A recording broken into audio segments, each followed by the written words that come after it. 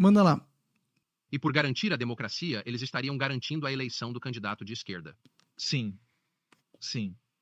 E o fato é que há tanto poder que o establishment exerceu, por exemplo, para evitar as emendas de voto impresso que tentamos, para tentar aprovar em 2021. O Tribunal Eleitoral organiza e julga as eleições no Brasil. Por que alguém do Tribunal Superior Eleitoral, Aí ele tá como usando o seu meu presidente, argumento. ministro Pode usar, cara. É um Barroso, bom argumento veio mesmo. ao Manda ver. Congresso e conversou com 11 líderes partidários, dizendo para eles não aprovarem a emenda do voto impresso? Por que alguém trabalha para não ter mais transparência na eleição? É estranho. Mas como Tucker, na minha posição, posso dizer-lhe, não posso acusar que as eleições foram fraudadas, mas de fato, eles também Eu não podem posso. provar que não foram. Ok. Só pra Foi ficar claro, fraudada. em um país livre pode ter qualquer opinião sobre a eleição Foi por fraudada. ser cidadão, certo? No Brasil, consideram isso crime. Então seria crime dizer, sim, a eleição foi roubada. Então, pausa Sim. aí. Poderia sofrer muito. O Eduardo tinha que ter explicado. Não é crime, não é considerado crime perante a lei. Quem considera isso crime é apenas o Xandão e a cabeça careca e doida dele, pô. Porque não é crime desconfiar das eleições, nunca foi. O Flávio Dino, inclusive, já tem vídeo dele desconfiando das urnas, onde ele garante que tem fraude e explica até como a fraude é feita.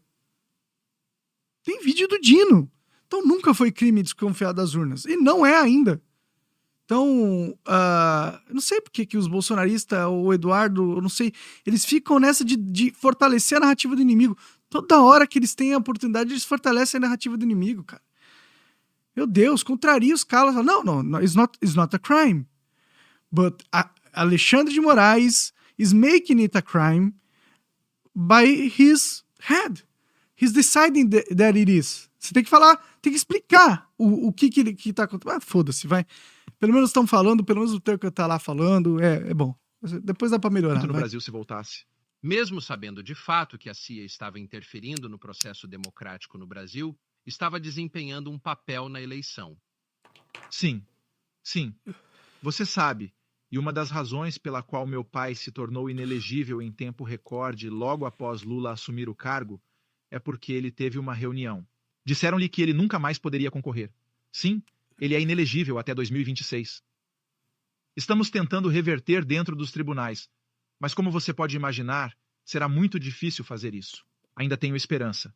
De qualquer forma, foi considerado inelegível por ter reunião com embaixadores, onde discutiu o sistema eleitoral no Brasil, suas funções e criticou pontos. Coisa normal. Mas antes da reunião de Bolsonaro com os embaixadores, o presidente do Tribunal Superior Eleitoral teve as mesmas reuniões com eles. Espere, então você está dizendo que seu pai, que frequentemente foi comparado ao Trump, foi declarado inelegível para concorrer novamente na próxima eleição, com base em reclamações sobre o sistema eleitoral, e que você teve um protesto contra uma eleição manipulada que foi apoiada pelos Estados Unidos, governo, e que, como resultado disso, os oponentes políticos de Lula acabaram na prisão. Quero dizer, parece o que está ocorrendo nos Estados Unidos. Esse é o ponto. Sim. Pausa aí, Você percebeu Coca. isso? Você vê, e tá todo mundo percebendo isso. O modus operandi que tá no controle do Brasil é igual ao modus operandi de quem tá no controle dos Estados Unidos. É o mesmo grupo. São as mesmas cabeças que estão pensando nessas estratégias. Então o Brasil é uma colônia dos democratas, o Lula é um fantoche desses caras, e o PT abraçou eles, mesmo odiando esses caras por natureza, porque eles são apegados ao poder, e eles sabiam que depois que o Lula foi preso devidamente, porque ele é um bandido de verdade, ele é um cara corrupto, eles sabiam que não teriam como o PT voltar para o poder sem o apoio dos Estados Unidos dos democratas.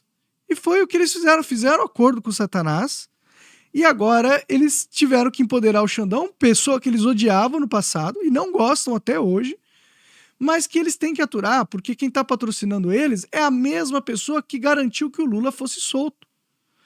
Então, o Brasil está completamente controlado por esses agentes externos, porque todos os políticos poderosos, os líderes ativos, aqueles que realmente puxam as cordas, devem favores ou são patrocinados por esses grupos internacionais. Então, é assim que é controlado a burocracia brasileira por agentes internacionais. E nessa entrevista tá claro, o Tucker deixa claro, a CIA estava envolvida nas eleições e eles manipularam para que o Lula ganhasse. Ele deixou com todas as letras isso, entendeu? Tá mais claro que isso não dá pra... E não sou nem só eu falando, eu já falo isso há muito tempo. Mas agora você vê Tucker Carlson falando, você vê pessoas nos Estados Unidos começando a ter esse entendimento da realidade, porque foi o que aconteceu, e tá mais claro do que a água. Continua aí. Sim, eu costumo dizer que é de fato o mesmo vírus, mas no Brasil temos um pouco menos de anticorpos. Na verdade, esta frase é do jornalista Paulo Figueiredo. É o mesmo vírus, mas imagine que no Brasil a esquerda ou o establishment controla o Supremo Tribunal. E quem poderia exercer os freios e contrapesos e impedir que o Supremo Tribunal fizesse isso é o Senado. Mas o Senado, eles de fato não tomam absolutamente nenhum tipo de ação contra isso. Eles têm o mesmo discurso dos ministros da Suprema Corte. No final, os brasileiros perdem a esperança de recuperar a democracia.